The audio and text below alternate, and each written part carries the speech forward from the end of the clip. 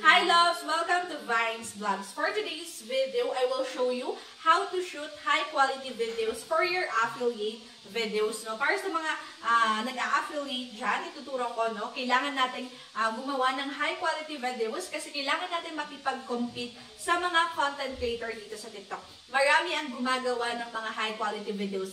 Kailangan din natin makipag-competensya kasi high quality videos brings us more sales, more purchases ng mga products dito sa TikTok. And of course, kailangan na maganda kung paano natin i-deliver yung product. Okay, nakakatulong kasi yung high quality videos para makagain tayo ng mga sales. And of course, meron tayong chances na i-recommend ni TikTok yung ating mga videos sa mga ibang viewers, sa mga ibang naghahanap ng mga products na sinushoot natin or sinishare natin dito sa TikTok. So, make sure na patapusin niyo yung video na to kasi ituturo ko from the materials hanggang shooting, editing, and hanggang sa posting. So, lahat ng yun magbibigay tayo ng tips of course, no? So, para makatulong din siya na magkaroon ng views yung mga videos natin.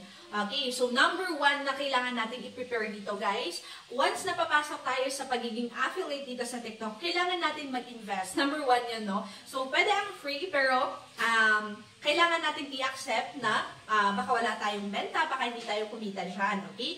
So, kung mag-i-invest tayo, then meron tayong possibility, no, na kumita ng malaki nito. So, kailangan natin mag-invest sa materials and of course, sa mga products, okay? So, first na kailangan ninyong i-prepare for your TikTok affiliate na videos ay number 1, yung phone holder. Kailangan natin talaga, i-flash ko na lang dito sa screen yung ginagamit ko, no?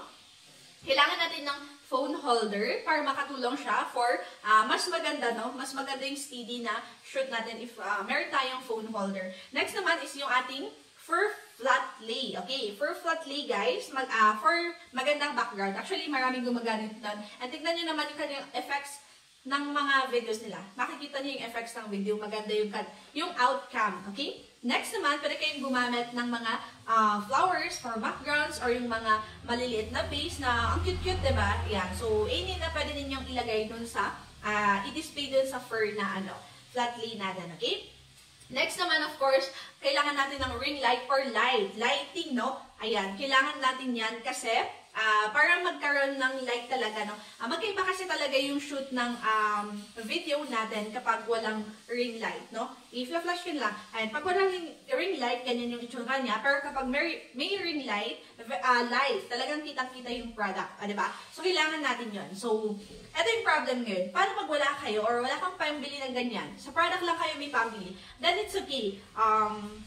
Okay lang yan. Sa phone holder, pwede naman kamay gamitin ninyo.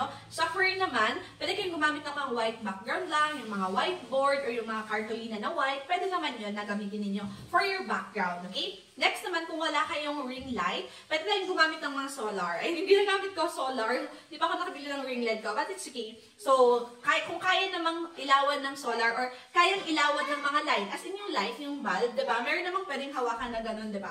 Okay, so pwede nyo yung gamitin yung mga yun, okay? Para mas tipid tayo. So, meron na tayong materials sa pang-shoot natin. Ngayon naman, yung product na i-shoot natin, yung kailangan natin i-ready. So, ayun, i-shoot natin siya. Pwede kayong, pag mag-shoot kayo, kailangan naka-vertical siya, no? Kasi sa TikTok natin siya i-upload. So, naka-vertical. So, pwede mong igalaw-galaw yung phone. Pwede kang mag-ano ng mga angles, diba? Mag-shoot tayo, no?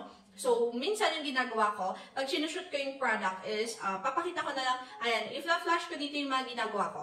Minsan 1 second lang talaga yung, nag-video ako once, tig 1 second lang, para mas mabilis yung kanyang effect. Yung pagpakpakpak ng mga product. So, papakita ko na lang siya.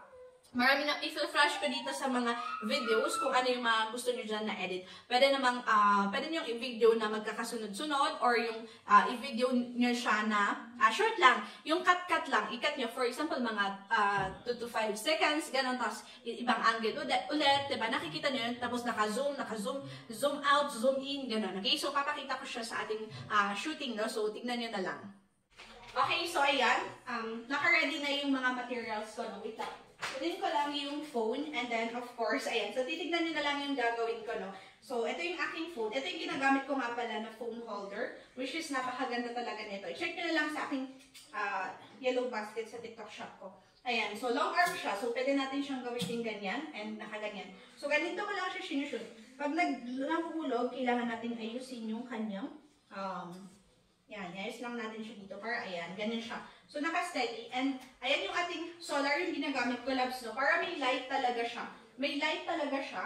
And of course, ito yung ating product na i-promote. For example, i-video ko lang siya na nakaganyan. Tapos, minsan kasi, ganito yung ginagamit ko. Nakaganyan lang siya. Tapos, i-video ka muna siya. Video nyo muna siya, then, pwede nyo itapan yung product. Ganyan. Tapos, i-out nyo ulit siya. I-post ninyo ulit. I mean, stop ninyo yung video. And then after that, pwede nyo gawin na kaganyan lang. And then, i-play nyo ulit yung video. Pero make sure na may ilaw pala. Ayan, sorry. May ilaw, ayan. May ilaw siya, so i-play ninyo and then, i-post nyo ulit. Then, pwede nyo ulit siyang i-play. And then, open nyo lang siya, ganyan. Then, pwede nyo ulit siyang i-post, no? So, papakita ko yung final results na lang, no? Bibidyohan ko. Kasi, isa lang yung ginagamit ko, no? And then, pwede nyo ulit siyang videohan na nakaganyan. And, pwede nyo i-palabas yung nakalagay ganyan. Tapos, ayan, makikita siya. So, ganyan, makikita yung video. Then, pwede nyo i-angle-angle. Pwede nyo i-zoom. Pwede nyo i-zoom in. Ayan, zoom in, zoom out. Ganun lang siya. Or kung gusto nyo naman gumagalaw to, then i-roll nyo lang siya actually. Pero, syempre, kailangan tignan nyo na maganda yung background. Pwede nyo i-roll lang or yan. So, kung makikita nyo yung mga ginagawa ng mga ibang mga content creators, maganda talaga yung edits nila. So, kailangan nyo din matuto. Pwede kayong mag-search ng mga videos kung paano din nila, paano nagkakasunod-sunod yung video, okay? So, ganyan lang yung gagawin niyo dito sa videos ninyo, no? So, videohan ko, tapos ipakita ko yung result na to. Guys, okay? Ayan, so, wait lang. Okay, so after natin dito na mag-shoot, ang next na gagawin natin, syempre mag-i-edit na tayo ng ating video. Okay, so ginagamit ko itong Filmora. So, pwede nyo i-search to sa Play Store, Filmora. So, ito is nakasubscribe ako for 1 month para wala siyang watermark. Pag kasi hindi tayo nakasubscribe, free lang tayo, may watermark siya. So, syempre for me, ayoko nang may watermark, kaya nakasubscribe ako. So, click lang natin tong part ng new project. And syempre, isa-select ko na yung video na aking na-shoot, no? For example, na gagawin natin. So, click ko lang lahat yan and i-next ko lang siya. So, ngayon, ito na siya.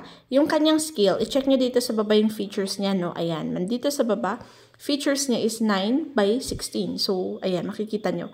So, magka-cut lang tayo. So, mag-e-edit lang ako ng video. So, dun ako sa may cut agad. So, i-cut ko siya para hindi, wag patay oras, no? Kasi minsan, yung mga viewers natin, ayaw nila yung matagal, no?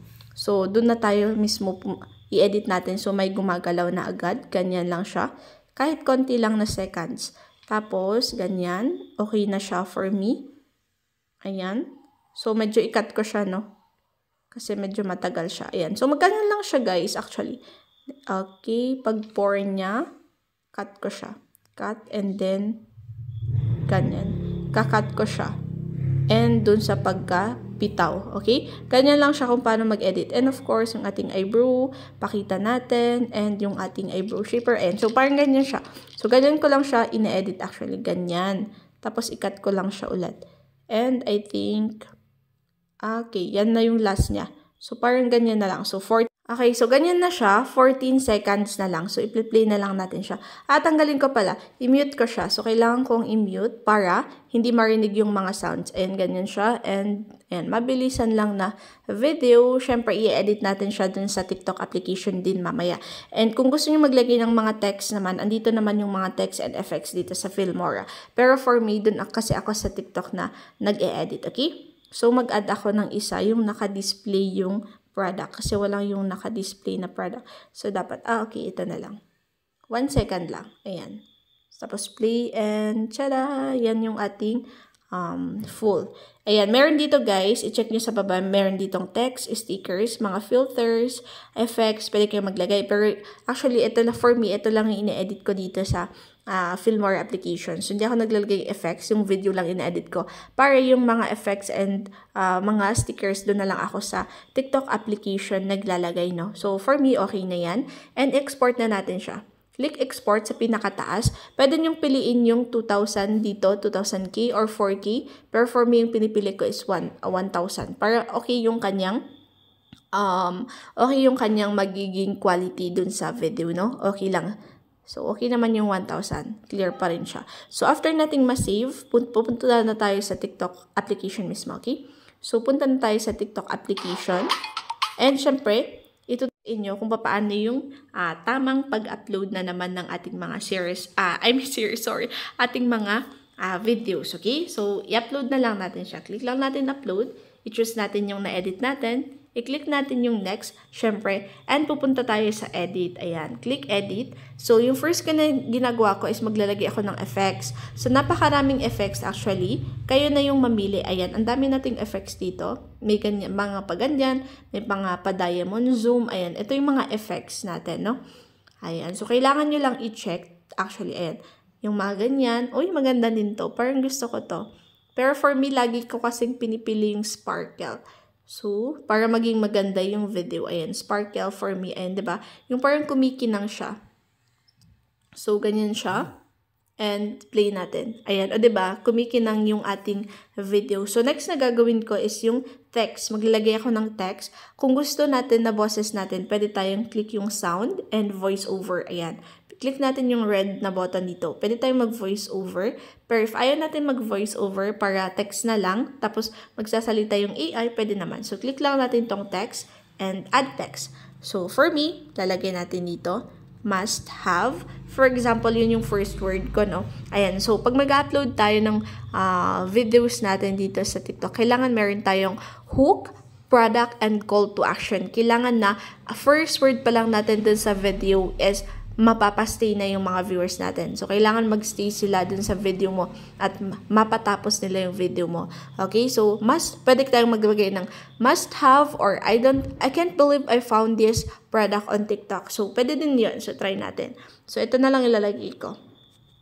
I can't believe I found this product on TikTok. Ayan. So, ganyan siya. Tapos, i-click natin tong text-to-speech sa baba. Ayan. Click natin text-to-speech. I can't believe I found this product on TikTok. Okay. So, itago natin siya. I-move nyo lang yung word. I can't believe I found this product on TikTok. Tapos, maglalagay tayo mamaya ng kanyang music background. So, mag-add text ulit tayo. Okay? Must have this eyebrow stamp with eyebrow shaper and brush already. Ayan. So, yan yung gusto kong sabihin. So, at text-to-speech ulit natin. Must have this eyebrow stamp with eyebrow shaper and brush already. O, diba? Must have this eyebrow stamp with eyebrow shaper and brush already. Okay. So, after that, pwede nyo ilagay yung mga importance ng product, benefits ng product, how to use it. Pwede nyo i-demonstrate yung mga ganon, no? So, kailangan ninyong mapakita yung product, of course, okay? So, kailangan natin magsabi or parang mag-convince. Pero, syempre, hindi siya yung exaggerated na mag-convince, no? Yung tama lang, yung totoo lang, yung honest review nyo lang talaga dito sa products na to. So, lalagay ko dito na, I love the eyebrow shape because it fits my eyebrows. Ganun lang. So, for me, yun yung importance niya, yung kagandahan niya sa akin. I love the eyebrow shaper because it fits my eyebrows. Okay. Okay na yun. I love the eyebrow shaper because it fits my eyebrows. Okay. Tapos, post na natin. Okay na yun. Ayun. Call to action na tayo. So, you can check yellow basket. Sabihin na natin. Ganun. You can check out sa yellow basket, ganon siya. Or you can check yellow basket. Ayan, check yellow basket. You can check out sa yellow basket. Oh, ayan. Okay na siya for me. You can check out sa yellow basket. Okay, so ngayon, yung ating sound na yung lalagay natin. So, click natin yung sound. Add sound tayo. So, meron dito sa Discover or your favorites, no? Kung meron kayong mga na-save. So, try natin to. Or ito. Ito na lang for me. Or ito din Gaslight. Yan. Pwede kayo actually mamili ko anong gusto nyo. Pero yan na lang para hindi ako maka-copyright. Okay. So, try natin siyang i-play. Ayan. I can't believe I found this product on TikTok. Must have this eyebrow stamp with eyebrow shaper and brush already. I love the eyebrow shaper because it fits my eyebrows. You can check out sa yellow basket. Okay, so ganun na. Okay na siya, diba, for me, sa akin. Pero actually, marami pa, no? Pwede kayong mag-edit dito. Meron pang sound, text effects, magic, overlay. So, kailangan nyo lang siyang i-discover. So, pwede kayong maglagay-lagay, no, ng others na pwede nyo gustong design sa mga I videos. can't believe I okay? found this product on TikTok. Must have this eyebrow stamp with eyebrow shaper and brush already. So, for me, okay na yun. So, i-next na natin siya. Ngayon, yung next na gagawin natin ay yung description. So, kailangan natin i-fill out lahat ng to, no? So, dito na tayo sa may part ng description. So, pwede nyong sabihin, pwede kayo mag-describe dito kung anong gusto nyong sabihin. So, pwedeng, I love it. Ganon. Tapos, ganyan lang natin siya. Check this sa yellow basket, ganon. So, ganon lang siya. Then, kailangan natin maglagay ng hashtags. Huwag kakalimutan maglagay ng hashtag. Yung hashtags is number sign lang. Hashtags, then, kailangan meron tayong malagay na about dun sa product. Eyebrow stamp. Syempre, about dun sa product lahat. No? Nakakatulong din kasi to, guys. Alam nyo ba, kapag merong nag-search na viewer dito sa TikTok, nag-search siya ng eyebrow shaper or eyebrow stamp, pwedeng masuggest ni TikTok yung video mo kasi gamit ka ng hashtag. So, alam ni TikTok na about dun sa video mo ay yun yung hinahanap ng viewer. So, pwedeng isuggest ni TikTok. So, yes, huwag kakalimutan maglagay ng hashtag. So, maraming hashtag about dun sa product. Eyebrow stamp, ayan, lahat. Eyebrow shaper na about dun sa product. So, eyebrow brush, ayan, kasi meron din naman yan. So, pwede ding murang eyebrow stamp, yes, kasi affordable naman siya. Good quality, pwede din ganon, good quality eyebrow stamp. Okay, mga ganyan, okay? And for me, meron akong naka-ready talaga dito ng mga hashtags. Naglalagay din ako ng mga boodles, TikTok shop products, TikTok haul products, mga ganon, okay? After natin maglagay ng mga hashtags and descriptions, select cover natin. So, I can't believe believe yung kanyang so, papalitan ko kasi ito na lang. Brow shaper and brush. Yan. Kasi kanina walang makita na cover dito, 'di ba? Yan. So, after nyan, of course, huwag kakalimutan i-add yung link. So, click yung add link and of course, dito sa product, kailangan naka-add showcase na yung mga products ninyo, ha? Para easy na lang siya, no? Pag mag-upload. Ayan, ito yung aking eyebrow stamp. Add lang natin siya. Ayan, add product. And minsan, pinapalitan ko yung product name. So, lagi ko nilalagay na buy here, no? Kasi lahat ng tao hindi naman alam kung saan bibili. So, click na lang natin or ilagay yung buy here para mabasa nila. So, add lang natin. And of course, okay na lahat. Syempre, naka-everyone, public post, and ready to post. So, i-post na natin siya. So, ayan. Okay na siya for me. So, ganun na yung aking... Kasi daily po itong magagamit. Wait lang, kasi may naka-live. Okay na yun. So, na-upload na yung ating video agad-agad. Ayan. So, ito yung ating video. Diba? So, ganyan lang siya kung paano from shooting, ayan, editing, and to sa pag-upload. Okay? So, make sure always na huwag ninyong kakalimutan maglagay ng mga hashtags, ayan, mga music, pwede rin maglagay ng music words, okay? So, ngayon, ang gagawin ko, i-add to playlist ko siya. Maganda din mag-add to playlist. Click ko lang tong 3 dots, click ko yung add to playlist, and lagay ko siya dito sa TikTok Finds and Boodles. Kasi once nakikita nila dito, ayan, dito sa playlist, TikTok Finds and Boodles, pwede din nilang I maklik can't yan. believe I found this product on TikTok. Makita yung other Must have this eyebrow products, stamp with okay? eyebrow shape. Ayan, so yun yung importance din ng mga and pag-aalagay brush. sa add to playlist. Ayan, so medyo maingay na. Okay, so ganyan lang yung share ko sa mga experiences ko, ideas ko dito sa aking mga sinashare sa inyo, okay?